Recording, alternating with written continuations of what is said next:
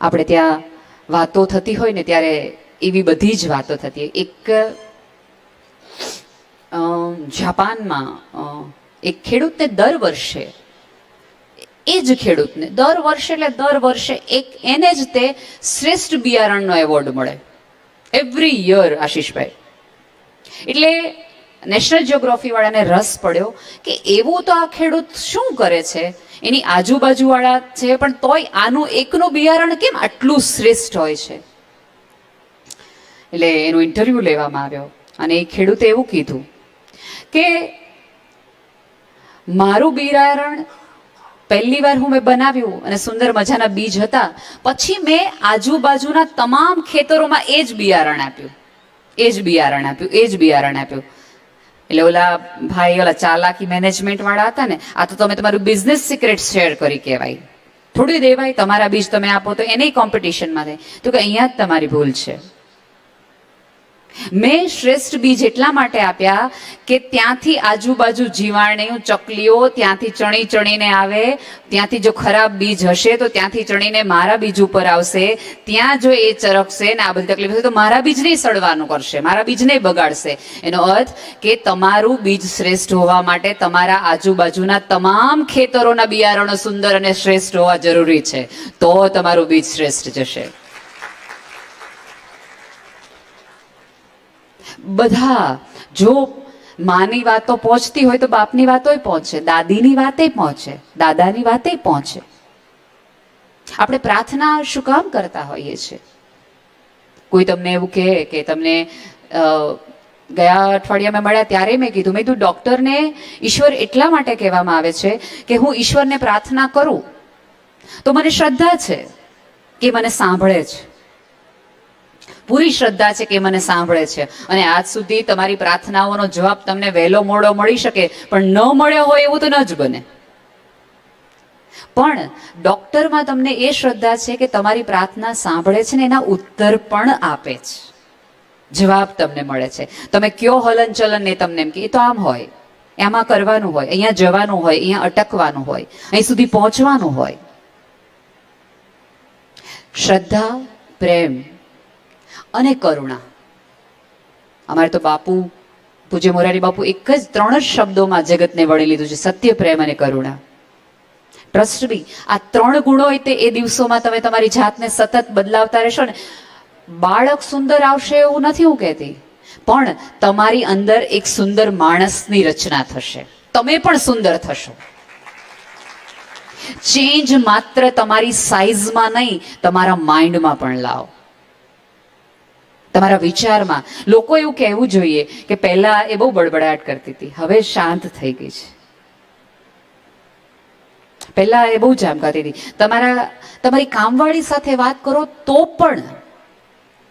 પણ એક રુજુતાથી વાત કરો. તમારા આજુબાજુ કુટુંબ સગાવાલાઓને બધાને કહો. અને અમુક પ્રોબ્લેમ એ હશે કે તમે અવોઇડ નહીં કરી શકો, જેમાં તમારે મને જવું જ પડશે. એ પાર્ટીઝ હોય કે કોઈનો પ્રસંગ હોય કે કોઈની વિધિ હોય કે કોઈનું મરણ થઈ ગયું હોય, ત્યાં તમે એવું કહી શકશો હું પ્રેગ્નેન્ટ છું, મારા બાળકને હું એક પણ પ્રકારની નેગેટિવિટી આપવા નથી માંગતી. જવું પડશે તમે, કારણ કે ત્યારે તમે કુટુંબની દીકરાની વહુ હશો, કોઈ પણ તમારે સંબંધ સાચવવાનો હશે. ત્યારે તમારા બાળકને મૃત્યુ શીખવો, નિરર્થકતા શીખવો જીવનની. આ જગતમાં તમામ સદગુણો છે, માણસનું ઇન્ટરપ્રિટેશન દુર્ગુણોનું છે. પૃથ્વી પર જે પણ સર્જવામાં આવ્યું છે એ સુંદર અને અદ્ભુત જ છે. માણસે પોતાની ગોબાચાળીથી એને કુરૂપ બનાવી દીધું છે. આ જગતમાં તમે એવા એરટાઇટ કન્ટેનરમાં 9 મહિના ન રહી શકો કે તમારી આજુબાજુ કશું જ આવે નહીં. લોકોને બહુ પ્રેમથી કહેવાનું રાખો. તમારી કામવાળી બે છે, ઓલા બેન છે ને આમ કરતા હતા, હશે હવે જેવરું જેનો મગજ એનું, તમે એને બંધ નહીં કરી શકો ગોસિપ કરતા, પણ તમારા જવાબ, પોઝિટિવ જવાબથી તમારા બાળકને તમે એમ કહેવડાવી શકશો કે જગત આટલું ખરાબ અને કુરૂપ છે પણ બેટા આપણે આવું નથી કરવાનું. અને આઈ એમ શ્યોર તમારી આજુબાજુની ઘણી બધી લોકો, ઘણા બધા એવા વાતો હશે કે એ સમયે તમે ફ્રી હશો, આરામ હશે, એટલે દરેકને એમ થાય હું તારી વાત તો કરવા આવું. એવું તો છે નહીં કે આપણે ભગવદ્ ગીતાના શ્લોકો કહેશે, ગાય સંભળાવશે. તને ખબર છે હમણાં તે દિવસે અહીં પાછળમાં ગયા હતા ને તો વટોળા ફોલતા હતા ને તો પછી આ બધું ઓલું વાત કરતા હતા. આપણને એમાંથી કોઈ નથી ખબર, બધાને બધી ખબર છે. ત્યારે તમને પહેલી રીતે તો આપણને ચટપટી થાય કે હે પછી શું થયું તું થાય, પણ ત્યારે તમે હો ને એવો જવાબ નહીં, પણ તમારે તમારા જે બાળકને બનાવવું છે ને એવો જવાબ આપે. હશે હવે ભૂલ તો માણસથી જ થાય ને, આપણે એમાં નહીં પડવાનું. ન મજા આવે ન વાત કરીએ, ચાલે. લોકોના મોં અને તમારા કાન બંધ નહીં થાય, તમારા મગજના વિચારો ચોક્કસ બદલાશે. Change in your attitude. તમારું જગતને, જીવનને, સંબંધને જોવાનું પરસેપ્શન બદલાવો. આ આખી યાત્રા છે એ હું આમ શ્યોર કે તમને શારીરિક નહીં પણ માનસિક રીતે સુંદર બનાવવાની વાત છે. બેને વાત કરીને એસક્યુ એટલે સ્પિરિચ્યુઅલ કૌશન, પણ એક સોશિયલ કૌશન પણ આવે છે. એસક્યુ એ પણ છે. અને જે લાગણી, જે સંબંધ, જે બુદ્ધિ સમાજ સાથે નથી જોડાયેલી એની વિકૃતિ છે. એ વિકૃતિ છે. એ લોકો સુંદર નહીં, સારું નહીં, સ્વસ્થ બાળક તમને મળે એની માટેના પ્રયાસ કરી રહ્યા છે. અને સ્વસ્થ શરીરનો હોય, મન પણ હોય અને આત્મા હોય. આત્માની ગતિ તો એ બાળક પોતે નક્કી કરી શકે. મારીને તમારી ઓકાત બહારની વાત છે નહીં શીખવવાની.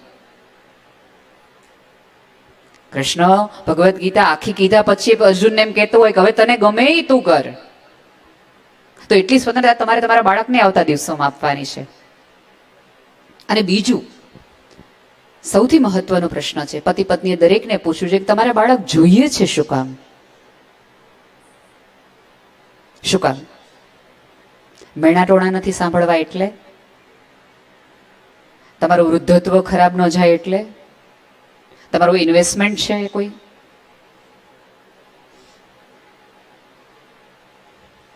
આ પૃથ્વીને તમે વધુ સુંદર બનાવવા માંગો છો, એ માટે તમે એક સર્જન કરી રહ્યા છો. ઈશ્વરના યજ્ઞમાં તમારી આ આહુતિ છે એમ માનીને તમે બાળક કરશો તો એ શ્રેષ્ઠ થશે, ઈશ્વરને ગમે એવું. બાકી નહીં થાય. તમે જો ઘણા અત્યારના છોકરા છોકરીઓ પોતાના મા બાપને બહુ જ પ્રેમથી કહી દે છે કે તમારી 100 વખતની ઈચ્છા હતી એટલે તમે અમને પેદા કર્યા છે. શું કામ? કારણ કે આપણે કમાન્ડ એવા આપીએ, તને ખબર નથી તારા પપ્પા કેટલા હેરાન થયા, તને ખબર નથી મને કેટલી તકલીફ થઈ તારી ડિલિવરી વખતે, આટલું કર્યું ને ત્યારે તો મોટો થયો, હવે અત્યારે તો વાયડો થાત. એટલે બાળકને સમજાઈ જાય છે કે ઈચ્છાથી નથી થયેલું, આપણે આ પૃથ્વી પર એમને જરૂર હતા એટલે લાવ્યા છે. અને બેને કીધું ને એમ કે દિવસે દિવસે વધુ ને વધુ સ્માર્ટ પેઢી આવતી જાય છે, અને સાચા અર્થમાં સ્માર્ટ પેઢી આવી જાય. મારી ભત્રીજી 5.5 કે 6 વર્ષની હતી લોકડાઉન વખતે, અને ઈરલભાભી અમે રામાયણ દેખાડતા, ત્યારે લોકડાઉનમાં આપણે જોવાના હતા રામને, એને દેખાડવાના. એટલે મને એમ થયું કે હું એને થોડી માઇથોલોજી શીખવું ને આ દેખાડું. એટલે હું એને સરસ મજાનું રામ છે અને રામમાં ગુણો હતા અને રાવણ હતો ને આ. પછી વારે ઘડી એક શબ્દ એવો આવે, લંકાપતિ રાવણ, લંકાપતિ રાવણ, લંકાપતિ રાવણ. એટલે મારી 5.5 વર્ષની ભત્રીજીએ મને કીધું કે હે ને હલ આ કેમ લંકાપતિ રાવણ? એની પત્ની તો મંદોદરી હતી કે તો એમ ન કેવું છે કે મંદોદરી પતિ રાવણ, લંકાપતિ લંકાપતિ કરે છે. આ પેઢી સવાલો સાથે તમને રીઝનિંગ પૂછે, કેમ આવું? એ પ્રકારનું એ આવવાનું છે. ત્યારે બહુ જરૂરી છે કે તમને પણ કદાચ પૂછશે કે મને શું કામ તમે પૃથ્વી પર લાવ્યા? એ અમારી નાની એવી અમને પૂછે કે હોસ્પિટલમાં તું મને શું કામ લાવી? એટલે મેં એને એવું કીધું કે તું મને ગમી ગઈ એટલા માટે. એટલા માટે ખાલી તો બીજા બધાને લવાય ને. પછી મારે જવાબ હવે રેડી બનાવવા પડશે, એને કહેવું પડશે કે હું ઈચ્છતી હતી કે તું સરસ મજાની એવી કલાકાર બન, તું સરસ મજાની એવી વાતોડી બન, તું સરસ મજાની શિક્ષક બન, કે જેથી તું કેટલા બધા ગરીબ બાળકોને ભણાવી શકે. ટ્રસ્ટ મી, જે દિવસે તમારા સંતાનને એવી કરશે કે મારા મા બાપના પર્સનલ ઈચ્છાઓથી પર થઈને એણે બાળકનું સર્જન કર્યું છે, ત્યારે એને તમારામાં શ્રદ્ધા વધશે, તમારી જવાબદારી આજીવન લેવા તૈયાર થશે.